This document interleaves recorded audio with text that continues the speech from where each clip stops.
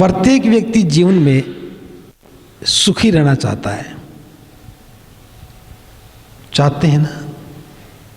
हर व्यक्ति जीवन में सुखी रहना चाहता है। और बुद्ध ने कहा है कि जो व्यक्ति जैसा सोचता है वो वैसा ही बन जाता है। हम जो सोचेंगे वैसे ही बनेंगे, हमें वही मिलता है जो हम चाहते हैं। अब इन दोनों बातों में थोड़ा सा विरोधाभास आ जाता है कि हम जो चाहते हैं वही मिलता है, हम जैसा सोचते हैं वैसे बन जाते हैं। चाहते तो सभी सुख हैं और हैं सभी दुखी। क्यों है ऐसा? ये बात समझने के लिए हमें थोड़ा सा मन को समझना होगा। धम्मपद नाम का एक ग्रंथ है, त्रिपिटक में से एक पुस्तक है धम्मपद, जो बुद्ध की बहुत महत्वपूर्ण बातें हैं उनको वहाँ संग्रह किया गया है। उसका पहला ही पद है, मनोपुपमा धम्मा मनो सेठा मनोमया मनसा च पदुठेन भासती वा करोति वा ततो नंग दुख मनवेति चक्कंग वैवहतो पदंग। कि दुनिया के सारे कार्य मन से हुए हैं। मन बड़ा सुंदर है, मन बड़ा मनोमय है। जो व्यक्ति मन से बुरा सोचता है वाह करोति वाह, और वो बुरा ही करता है, ततो नंग दुख मनवेति, उसके पीछे दुख ऐसे लग लेते हैं चक्कंग वैवहतो पदंग, जैसे बैल के कंधे पर, बैल के गर्दन पर गाड़ी जुड़ी हो और गाड़ी में बोझ लदा हो। बैल चाहे कितना तेज दौड़े, बोझा तो कंधे पर ही बना रहेगा, गर्दन पर बना रहेगा। बैल रुक भी जाएगा तो गाड़ी रुक जाएगी, लेकिन वजन तो गर्दन पर रहेगा। ये दुख है। जब हम बुरा सोचते हैं तब बुरा ही करते हैं, बुरा ही बोलेंगे, बुरा ही करेंगे, बुरा करेंगे तो परिणाम दुख का होता है। और दुख भी ऐसा कि पीछे पीछे दौड़ता, हम कहीं भी चले जाएं। और दूसरे पद में मैं हिंदी बोल देता हूं, जब कोई व्यक्ति मन से अच्छा सोचता है तो अच्छा ही बोलता है, अच्छा ही करता है। और जब अच्छा करता है तो सुख उसके पीछे ऐसे लग लेते हैं जैसे कभी भी साथ ना छोड़ने वाली हमारी परछाई। अब इन दोनों बातों को ध्यान से समझना है। व्यक्ति तो व्यक्ति ही है, मैं तो मैं ही हूं। जब मैंने बुरा सोचा, जो ही हम बुरा सोचने लगते हैं तो मन में बुरे विचार उत्पन्न होने लगते हैं। किसी के बारे में भी जब आप बुरा सोचोगे तो बुरे विचार उत्पन्न होने लगते हैं और वो विचार हमारे मन में संग्रहित होते हैं। जब हमारा मुंह खुलता है तो वही तो बाहर निकलेगा जो हमने सोच रखा था। बुरे शब्द सोचे तो बुरे निकले, और बुरे बोलेंगे तो संबंध बिगड़ेंगे, और संबंध बिगड़ते हैं तो दुख आता है। बुद्ध की बातों को समझना बहुत सरल है। बुद्ध कहते हैं जहां भी दो व्यक्ति मिलते हैं वहीं धम्म की शुरुआत होती है। और धम्म दो व्यक्तियों के बीच के आपसी अच्छे संबंध का नाम ही है। अगर दो व्यक्ति हैं, उनके आपसी संबंध अच्छे हैं तो वो धम्म है। अगर संबंध अच्छे नहीं है तो धम्म नहीं है। जहां संबंध अच्छे होंगे वहां सुख मिलेगा, जहां संबंध बुरे होंगे वहां दुख मिलेगा। अब ये तय किसने किया कि हमें दुख मिलेगा सुख मिलेगा? हमने बुरा सोचा, तो बुरे शब्द बने, बुरे बोले, और बुरे बोले तो संबंध बिगड़ गए, संबंध बिगड़े तो दुख आया। हमने किसी के बारे में अच्छा सोचा, मुलाकात हुई तो अच्छे ही बोले, अच्छे बोले तो संबंध अच्छे हो गए, और संबंध अच्छे हुए तो दुख आया। बहुत साधारण सी बातें समझ में आ गई होगी। अब ये कौन तय करता है कि आपको दुख मिलेगा या सुख मिलेगा? आप सोचते तो हैं कि मुझे सुख मिले, चाहत तो सुख की है, लेकिन बुरी बातें ज्यादा सोचने लगते हैं, और बुरी बातें सोचते रहते हैं, वो हमारे मन में इकट्ठी होती रहती हैं, और हमें लगने लगता है कि ये मेरी संपदा है, ये तो मेरी प्रॉपर्टी है, और हम उसी प्रॉपर्टी से प्रेम करने लगते हैं। आप जीवन के लिए धन इकट्ठा करते हैं, जीवन की कीमत पर धन इकट्ठा करते हैं, सुबह से शाम तक लगे रहते हैं, जीवन खोने लगता है, बीमारियां आने लगती हैं, फिर डॉक्टर के पास जाते हैं, धन ले लो, मेरा स्वास्थ्य ठीक कर दो। शरीर तो बहुत ठीक था, हमने बिगाड़ा,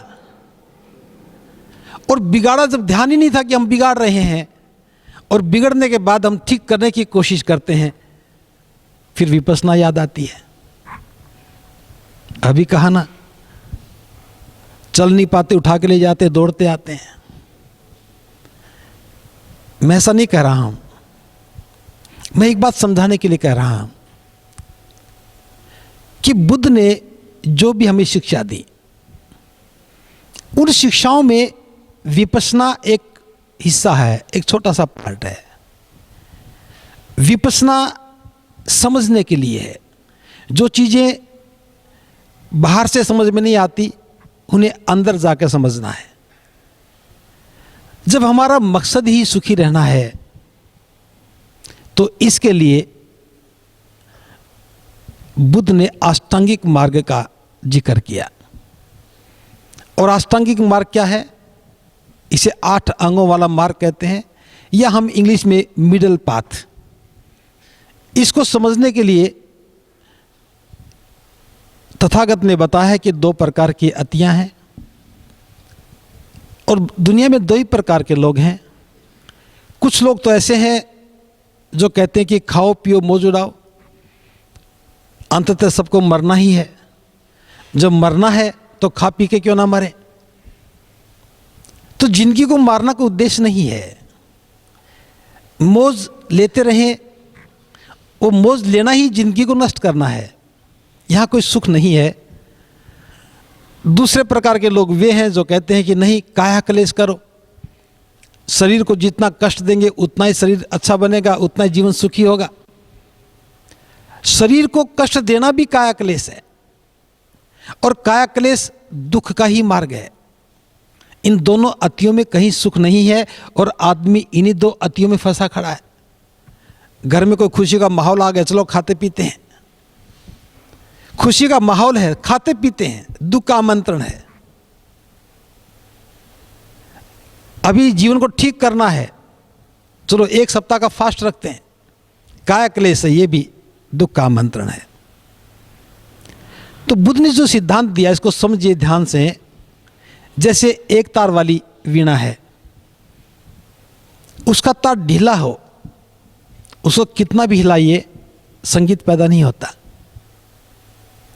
उस तार को थोड़ा कसते हैं, आवाज़ आने लगती है, और कसते हैं तो और आवाज़ आती है, और कसते हैं तो और अच्छी आवाज़ आती है। जिसकी अंगुलियां सदी हुई हैं वो संगीत पैदा कर लेता है। जो कसेंगे आवाज़ तेज़ हो जाएगी, लेकिन एक अवस्था आएगी और कसा तो तार टूट गई तो संगीत नष्ट हो गया। टूटी हुई तार में कोई संगीत नहीं है।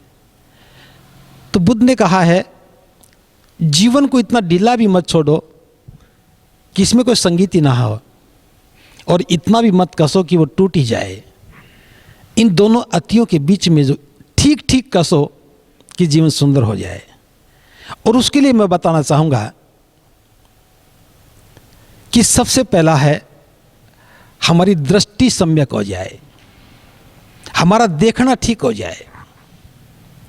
अभी हम दृष्टि में और देखने में अभी अंतर नहीं समझ पाए। जब मैं सम्यक दृष्टि की बात कर रहा हूं तो ये नहीं कि मेरे पास पेन है तो मैं इसे पेन मान रहा हूं, माइक है तो माइक मान रहा हूं, ये दिख रही चीजें। लेकिन कुछ चीजें ऐसी हैं जो दिखती नहीं है और हम मानते रहते हैं। हम देखते हैं तभी मान लेते हैं। जैसे आपका कोई विशेष काम है, इंटरव्यू के लिए घर से निकले या एग्जाम के लिए घर से निकले, हमने कदम बाहर रखा और किसी को छींक आ गई, कैसा अनुभव करते हैं? डर लगता है या नहीं लगता? मन में संदेह पैदा होता नहीं होता है? घर से निकले, आगे से बिल्ली गुजर गई, हम कहते हैं बिल्ली रास्ता काट गई। कभी बिल्ली ने कभी रास्ता काटा है? बिल्ली का अपना मकसद, उसे भोजन की तलाश करनी है, यहां से वहां जाना है, हमारा अपना मकसद। लेकिन डरा कौन? हम डर गए। आगे कुत्ता था, उसने कान फड़फड़ा दिए। अब कुत्ते के हाथ तो है नहीं, मक्खी बैठी होगी, तंग कर रही होगी, उसने कान हिलाए और मक्खी को भगा दिया, और डर हमारे मन में पैदा हुआ है। आप भले डॉक्टर हैं, भले इंजीनियर हैं, कितने भी पढ़े लिखे हैं, अगर मैं 3 घटनाओं की बात कर रहा हूं, इन 3 घटनाओं से हमारे मन में एक डर पैदा होता है। और महिलाएं बड़ी सजग होती हैं, आ जाओ वापस अंदर आ जाओ, एक गिलास पानी पी के जाओ, ऐसा करते हैं ना। अब इसका मतलब क्या है? हमारी परीक्षा थी, हमारी पूरी तैयारी है, लेकिन बिल्ली के आगे गुजर जाने से हमारा कॉन्फिडेंस लूज हो गया। कुत्ते के कान फड़फड़ाने से, किसी को छींक आने से हमारा उत्साह कम हो गया। इलाज, आ जाओ एक गिलास पानी पी जाओ, एक बार बैठो फिर उठो चल पड़ो।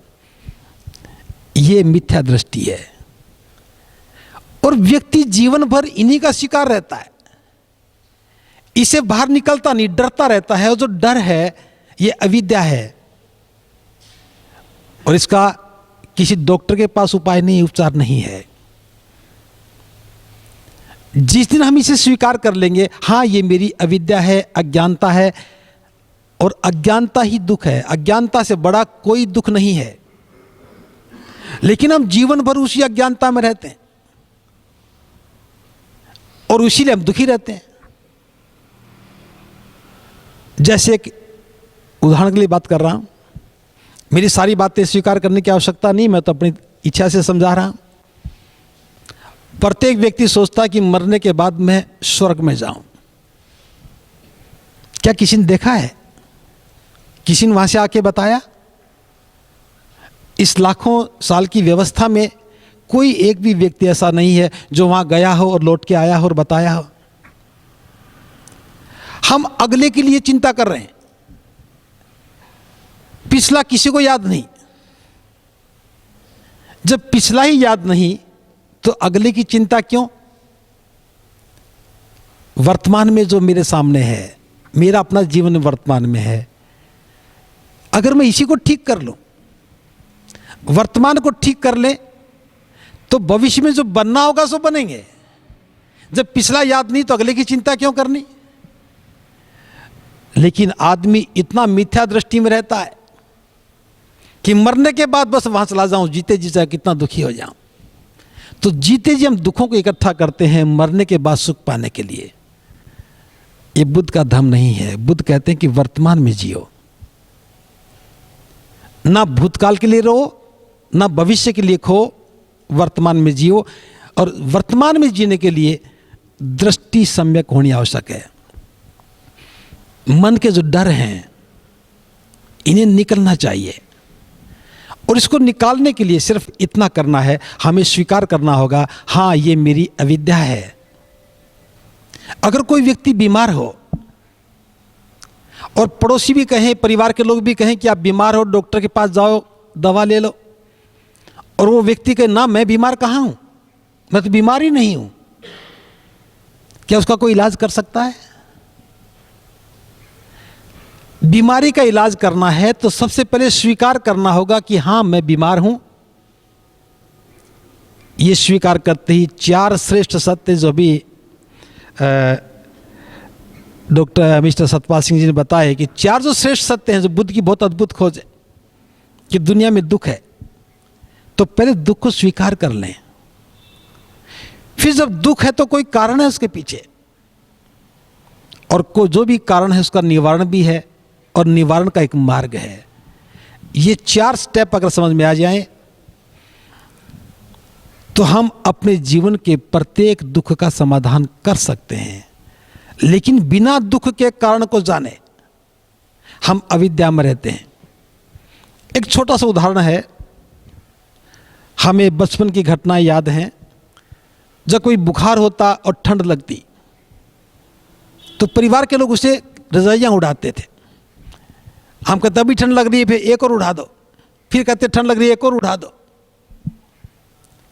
थोड़ी देर के बाद बुखार ठीक हो जाता था। हम सोचते थे रजाई उड़ाने से बुखार उतर गया, कल फिर होना है, घर में इलाज नहीं है। आज जब हम डॉक्टर के पास जाते, डॉक्टर क्या करता है?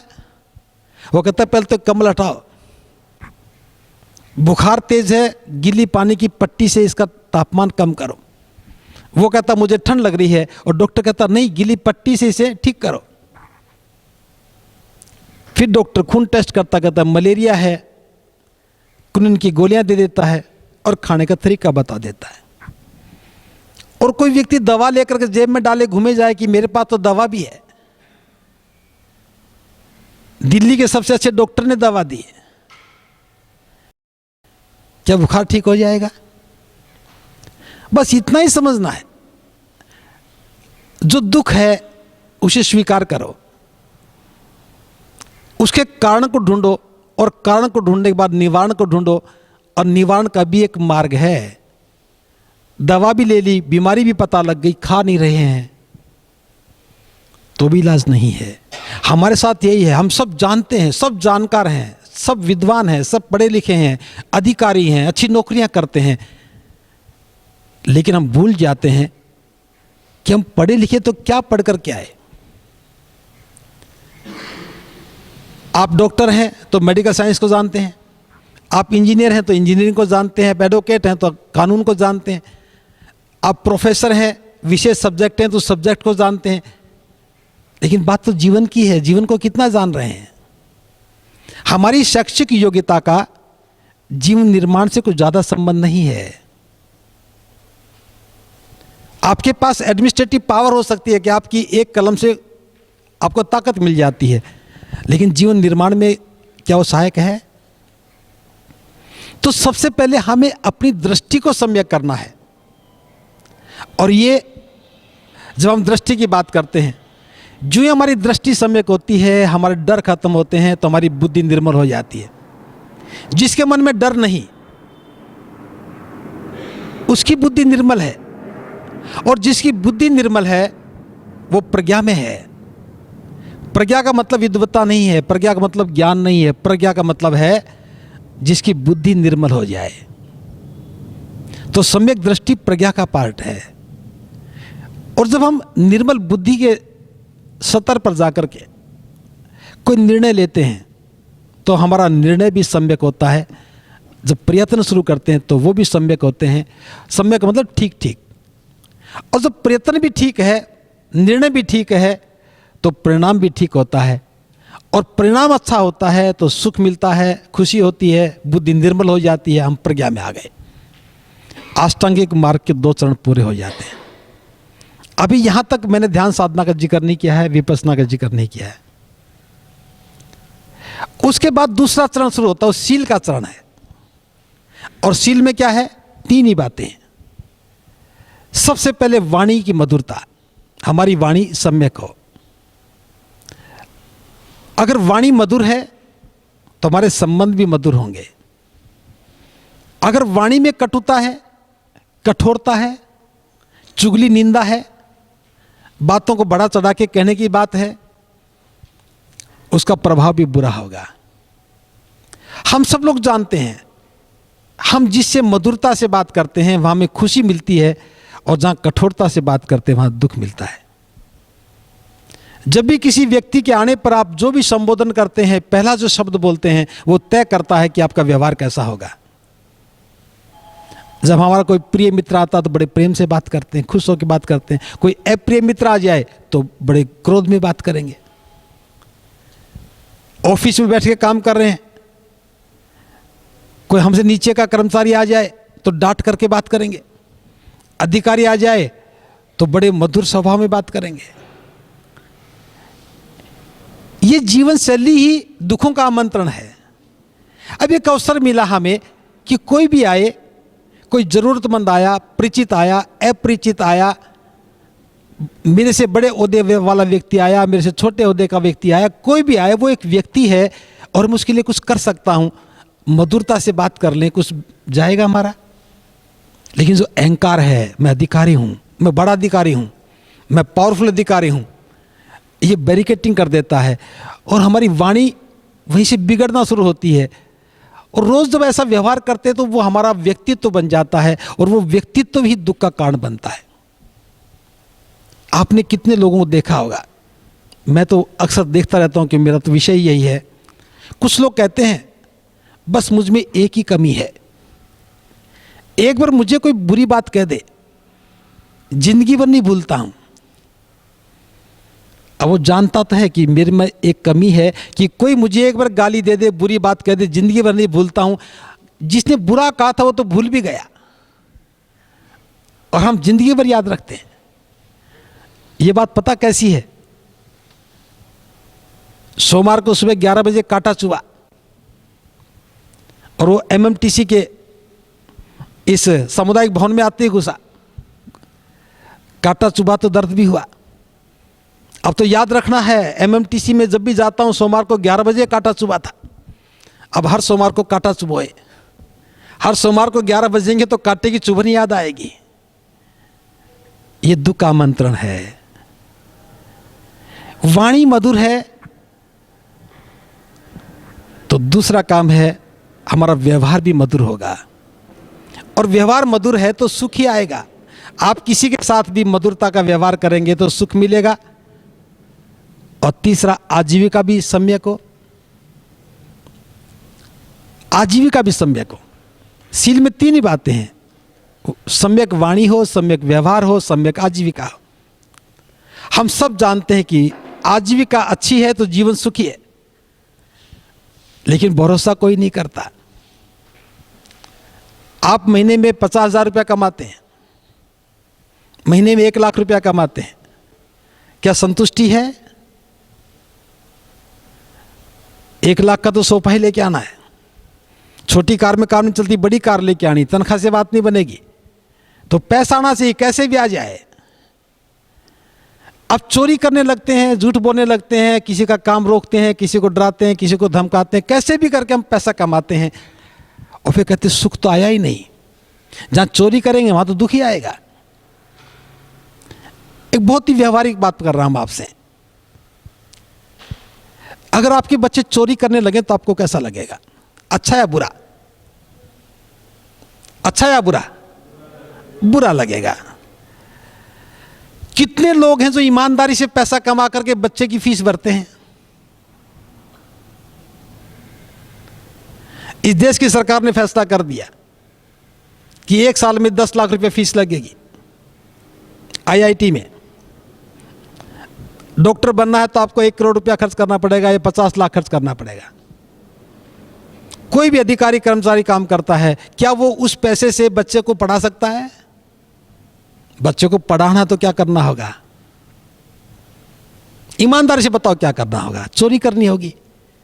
और बच्चा भी जानता कि मेरे पिता ने चोरी की, मेरी मां ने चोरी की, चोरी करके मेरी फीस भरी, अब मुझे इसे लौटाना है और बड़ी चोरी करके। तनख्वाहों से पैसा नहीं लौटता। लौट सकता है क्या? अब यही तो दुख का आमंत्रण है। हम चोरी का तो बीज बो रहे हैं और फिर विपश्यना में सुख ढूंढ रहे हैं। मैं एक छोटी सी बात, व्यवहारिक बात बता रहा हूं। प्रकृति ने जिसको भी बनाया, प्रकृति ने सबको सारे रास्ते दिए। जो डिलीवरी है, नॉर्मल डिलीवरी, 99% या 95% केस में नॉर्मल डिलीवरी होती है। हॉस्पिटल में लेके जाइए, डॉक्टर जानता है नॉर्मल डिलीवरी होगी, 2,000 रुपये का खर्चा आएगा। और वो क्या कहता, नहीं इमरजेंसी है, अभी ऑपरेशन होगा, अभी इमीडिएट। और वो करता क्या है, 10 रुपये का चाकू आता है और 3 इंच चीरा लगाता है और 4 टाके लगाता है, 100 रुपये खर्चा होता है। अब उसने चाकू मारा, 50,000 1 लाख रुपए ले लिया, उस महिला को 2 महीने का दर्द दे दिया। हॉस्पिटल में क्या प्रैक्टिस नहीं हो रही है? डॉक्टर बना था मरीजों का इलाज करने के लिए, लेकिन प्राथमिकता ये हो गई कि पैसा लौटाना है। कर्ज लेके डॉक्टर बना हूं, मेरे पिता ने कर्ज लिया जब मैं डॉक्टर बना हूं। करुणा कहां गई? अब आजीविका से करुणा जुड़ी थी। आप भी दफ्तर में ईमानदार रह सकते थे, दूसरों के प्रति करुणावान रह सकते थे, अगर ये व्यवस्था ना होती। लेकिन देश में कोई भी व्यक्ति ये आवाज ही नहीं उठा रहा कि हमारी आजीविका सम्यक रहने दो, हमें चोर मत बनाओ, बस कैसे भी हो मेरे बेटे को पढ़ाई मिल जाए। यहां जो सुख आना था वो खत्म हो गया। पढ़ते हुए बच्चे दुखी, पढ़ाते हुए माँ बाप दुखी, पढ़ने के बाद वो दुखी, जीवन भर उसी चक्र में मुलझ करके आजीविका ही सम्यक नहीं है तो सुख नहीं है। ये दूसरा चरण है। और तीसरा चरण जो शुरू होता है, यहां ध्यान साधना की आवश्यकता पड़ती है। वो है सम्यक व्यायाम, सम्यक स्मृति और सम्यक समाधि। सम्यक व्यायाम का मतलब शारीरिक व्यायाम नहीं है, मानसिक व्यायाम है। मानसिक व्यायाम करने के लिए हमें मन को समझना पड़ता है। अभी आपको आधे घंटे के लिए ध्यान साधना करवाई, आनापानसति का अभ्यास करवाया। थोड़ा मैं क्लियर कर दूं, क्योंकि इन्होंने थोड़ा शॉर्ट में बताया, मैं थोड़ा सा इसको समझाने के मकसद से बात कर रहा हूं। ध्यान साधना के लिए हम श्वास को देखते हैं। श्वास का ध्यान साधना से कोई संबंध नहीं है। ये श्वास तो बस इतना मानिए कि हम यहां खड़े हैं, हमें छत पर जाना है तो हमें सीढ़ियां चाहिए, और छत पर पहुंचने के बाद सीढ़ी खत्म हो गई। मन की प्रवृत्ति है, मन का व्यवहार है दौड़ते रहना। बचपन से ही दौड़ते रहते हैं, मन दौड़ता रहता है। अभी टेस्ट करके बताया कितनी बार भागा मन। उस मन को रोकने के लिए कोई काम चाहिए। मन बिना काम नहीं रुकता। मान लो म्यूजिक लगा दिया, हम म्यूजिक देखने लगे तो मन रुक गया, लेकिन म्यूजिक बंद होते मन फिर भागेगा। मान लो खटखट की आवाज़ आ रही है, आप ध्यान लगाओ, लगेगा, रुकते फिर मन कहेगा अब क्या करूं। तो उसका रास्ता निकालने के लिए हमारे पास जो सबसे सुलभ है वो है हमारा श्वास, जो हमारा है, निरंतर आ रहा है, जा रहा है, बिना रोके तो क्या रहा है, कभी ना रुकने वाला है। तो हम अपने श्वास को देखने लगते हैं, मन धीरे धीरे एकाग्र होता है, और जब मन एकाग्र होता है तो श्वास को छोड़ देते हैं और ध्यान साधना में आगे बढ़ जाते हैं। हम क्या देखते हैं? संवेदनाएं देखते हैं। संवेदनाएं देखने से क्या मिलने वाला है? संवेदना देखने से मिलने वाला कुछ नहीं है। संवेदना इसलिए देखते हैं कि संवेदना पैदा हुई और नष्ट हो गई। अभी चुभन सी हुई, नष्ट हो गई। अभी दर्द सा हुआ, खत्म हो गया। अभी खिंचाव सा हुआ, दूर हो गया। अब देखते देखते मन तटस्थ होने लगता है। हम उसे दृष्टा भाव में लेके जाते हैं। अब मन को कहा कि बस देखना है, दर्द भी हो तो बोलना नहीं है, दर्द भी हो तो उसको सहलाना नहीं है, ऐठन सी हो तो देखो बस, सहलाओ मत। अब मन अभ्यस्त हो जाता है। जब मन देखता रहता है, क्रियाशील नहीं, क्रिया नहीं करता है, भोक्ता भाव में नहीं है, तो हम थोड़ा सा मन सदने लगता है और मन समता में आने लगता है। समता का मतलब सिर्फ देखता है, उसे व्याकुल नहीं होता। और मन यहां इसलिए करना है कि सारा काम तो मन से करना है, साधना तो मन की है ना। शरीर तो बैठा है, आंखें बंद करके शरीर तो बैठा है, लेकिन मन का अभ्यास चल रहा है। मन समता में आ गया। अब समता में आ गया तो निर्णय लेना आसान हो गया। फिर हम अपने ही मन को देखने लगते हैं। अभी तो आप नहीं देखा, आप अगर परिचित होंगे एक दूसरे के, सभी एक दूसरे के अवगुण बता देंगे ना, कि वो तो ऐसे हैं, उनको तो क्रोध बहुत आता है, वो तो बहुत बुरा बोलते हैं, वो तो डांटते हैं, उनका स्वभाव अच्छा नहीं। हम सबकी कमियां बता देंगे। कभी अपनी कमियों की लिस्ट बनाई हमने आज तक? बनाई? नहीं बनाई, क्योंकि हम आंखों से देखते हैं और आंखें वही देखती जो सामने है। इसलिए जीवन में हम सामने वाले को ही जांचने के लिए अभ्यस्त हो गए। मेरे बगल में जो बैठे हैं, मैं तुरंत इनकी जांच करूंगा। आपके आगे पीछे कौन, आप उनकी जांच करेंगे, क्योंकि आंखों का काम ही है जांचना। हमारा अभ्यास तो आंखों से जांचना है, लेकिन अब खुद को जांचना है तो आंखें काम नहीं करेंगी। आंखें काम करने लगे हैं, इसलिए आंखों को बंद करना पड़ता है। अब इनका काम बंद हो जाए। आंखें खुलेंगी तो पड़ोसी दिखेगा। आंखों को बंद किया, अब हम मन के स्तर पर जाकर के मन को देखने का काम किया कि मेरे मन में कौन कौन से विकार हैं। अब जो बुरे विकार हैं,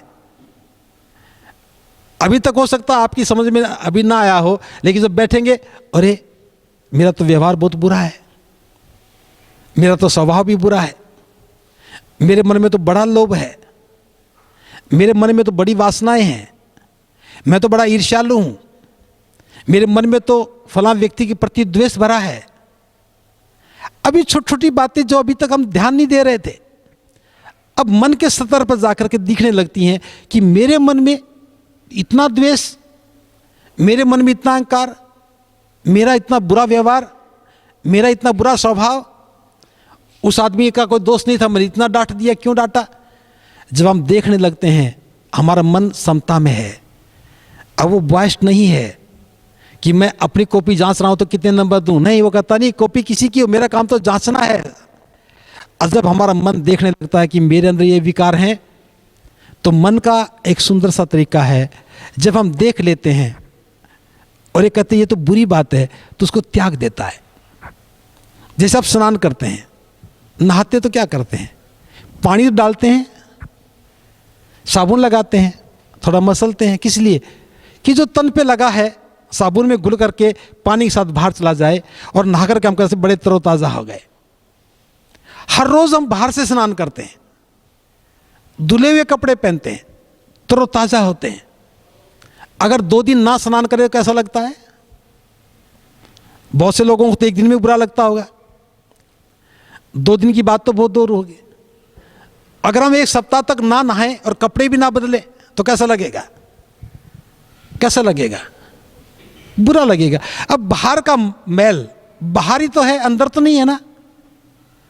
बाहर का मैल बाहर ही रखा है, कपड़े मैले ये भी शरीर के बाहर हैं, लेकिन दुखी कौन हो रहा है? हमारा मन हो रहा है। लेकिन कभी सोचा है, आज तक कभी मन को साफ किया? साल में 1 बार तो कमरा मकान भी साफ कर लेते हैं, काम वाले लगाते, रोज पोछा लगवाते हैं, और पोछा बारीकी देखेंगे, देखो यहां गंदगी रह गई। खाना खाते समय चम्मच में कुछ लगा हो तो डांट मारेंगे, चम्मच भी ढंग से साफ नहीं हुई। बाहर की चीजों के प्रति हम कितने सावधान हैं। लेकिन जिस मन में जितनी आपकी उम्र है उतने सालों से ये सारे विकार इकट्ठे हो रहे हैं, जैसे मन को हमने डस्टबिन बना रखा है। अब हमारा मन तो कबाड़ घर की तरह से हो गया, और ये दुख का कारण है। लेकिन जब मन देखता है तो बुरे विचारों को बाहर निकालो। बुरे विचारों को बाहर निकालते हैं, फिर बुरे विचार आ कहां से रहे हैं उसको रोकते हैं। 2 काम हो गए। तीसरा काम, अच्छे विचार आने चाहिए और अच्छे विचारों का संवर्धन होना चाहिए। ये 4 काम हम सम्यक व्यायाम में करते हैं। तो ध्यान साधना, इस सम्यक व्यायाम में आवश्यकता पड़ती है कि हम अपने चित्त को निर्मल करने के लिए उसको समझ सकें, जान सकें, जो बुरी चीज़ें हैं उनको बाहर निकाल सकें, बुरे विचारों की उत्पत्ति को रोक सकें, अच्छे विचारों को आने दें और अच्छे विचारों का संवर्धन होने दें। इतना करते करते हम सजगता में, अभ्यास में आते हैं, जिसे हम बोलते हैं सम्यक स्मृति, यानी कि सजगता। सजगता का मतलब जागते हुए नहीं है। सजगता का मतलब है हम चलते हुए, उठते हुए, बैठते हुए, खाते हुए, सोते हुए, जो भी हम क्रिया कर रहे हैं उसके में हम सजग हो जाएं। एक भी छोटी गलती हो तो हमें पता लगता है कि हाँ मेरे से गलती हुई, कि मैं उस व्यक्ति के साथ ठीक से पेश नहीं आया, मैंने उसको बुरा कहा, मैंने उसको डांटा, या मेरे मन में बुरा विचार आया। मन इतना सजग होता है कि छोटी छोटी बातों को भी पहचानता है, और ये सजगता देखती है कि हाँ कहीं विकार रह गया तो सम्यक व्यायाम को कहेगा कि ठीक करो, सम्यक व्यायाम ठीक करता है। तो सम्यक स्मृति तो एक आईना है अपने आप को दिखाए रखने का। और उसके बाद समाधि। समाधि चित्त की निर्मल अवस्था का नाम है। जब चित्त निर्मल हो गया, एक अवस्था में स्थिर हो गया, हम समाधि में आ गए। बुद्ध कहते हैं कि कोई भी व्यक्ति समाधि में आ सकता है, लेकिन समाधि में टिके रहना मुश्किल है। क्यों मुश्किल है? क्योंकि उसकी 5 बाधाएं निरंतर सामने खड़ी हैं। पहली बाधा तो हमारा लोभ है, हमारी तृष्णा है, वासना है। पहली बाधा है। जब भी हमारे मन में लोभ आएगा, मन बेचैन हो जाएगा, मन उसके पीछे भागने लगेगा। दूसरी बाधा ईर्ष्या है। जब भी हमारे मन में किसी के प्रति द्वेष पैदा होगा, तो द्वेष पैदा होते ही चित्त की निर्मलता टूट जाएगी, समाधि टूट जाएगी। जहाँ द्वेष है वहाँ निर्मलता कहाँ? तीसरी बाधा आलस्य है, कि व्यक्ति आलसी होता है, आज नहीं कल करूँगा, कल नहीं परसों करूँगा, अब क्या करूँगा, लेट हो गया, अभी वहाँ जाना था, 10 बजे कौन से लोग आते हैं, 11 बजे चलेंगे, अरे अभी तो 11 बजे हैं, चलो 11:30 चलेंगे, फिर कहेंगे तो 12 बजने वाले हो गए, पहुँचूंगा 12 बज जाए, प्रोग्राम खत्म हो जाएगा। आलसी व्यक्ति ऐसा ही करता है। तो आलसी व्यक्ति ना तो सम्यक व्यायाम कर सकता है, आलसी व्यक्ति ना प्रज्ञा में आ सकता है। तो आलसी तो दुखों का ही आमंत्रण देता है। चौथी बाधा है, हम निश्चय नहीं करते हैं कि मुझे करना भी या नहीं करना। जैसे कोई आमंत्रण देने आ जाए, आप कहते हैं जी कोशिश करूंगा। जो कहता मैं कोशिश करूंगा बड़ा चालाक व्यक्ति है। या तो कहो कि मैं आऊंगा या कहो नहीं आऊंगा, लेकिन हम क्यों स्पष्ट नहीं बताना चाहते, इसलिए कहते नहीं जी पूरी कोशिश करूंगा। और फिर पूछेंगे जी आप आए नहीं, और ये कोशिश तो बहुत की थी लेकिन ये काम आ पड़ा। अगर खुद के बेटे की शादी हो, 2 महीने पहले फिक्स करेंगे, क्या कभी कहेंगे मैं कोशिश करूंगा? कभी नहीं कहते। परीक्षा की तैयारी, डेट तय हो गई, आप कहते हैं कोशिश करूंगा। तो हम, ये हमारा स्वभाव है कि हम अनिश्चय में रहते हैं, और जो अनिश्चय में रहता है वो समाधि में नहीं जा पाता। और 5वीं बाधा है संदेह। हमारे मन में संदेह भरे पड़े हैं। जिसके मन में संदेह आ गए वो कभी भी मन को निर्मल कैसे रख पाएगा? संदेह ऐसी बीमारी है, थोड़ी बात को ध्यान से समझना। जिसके मन में संदेह है, बीमार तो वो है और बीमार दूसरे को मानता है। 2 मित्र हैं, एक मित्र के मन में संदेह आ गया कि वो बेईमान है। अब बेईमानी का भाव तो मेरे मन में है, और बेईमानी देख कहाँ रहा हूं? मित्र में देख रहा हूं। पति पत्नी है, अच्छा जीवन चल रहा है, थोड़ा संदेह पैदा हो जाए। पति के मन में संदेह पैदा हो तो पत्नी गुनाहगार, और पत्नी के मन में संदेह पैदा हो गया तो पति गुनाहगार। और संदेह की समाधान नहीं चाहता कोई व्यक्ति। अपने मन के संदेह का समाधान नहीं चाहते, संदेह की पुष्टि चाहते हैं कि मेरा संदेह ठीक निकल जाए, मेरा संदेह ठीक निकल जाए, मेरा मित्र जो है चोरी बन जाए। अब क्या करेंगे? संदेह की पुष्टि के लिए मन को और गंदा करेंगे। और मन ऐसा है, जैसा सोचोगे वैसा देखेगा। मन एक ऐसा यंत्र है, आप जैसा सोचोगे वैसा ही दिखेगा।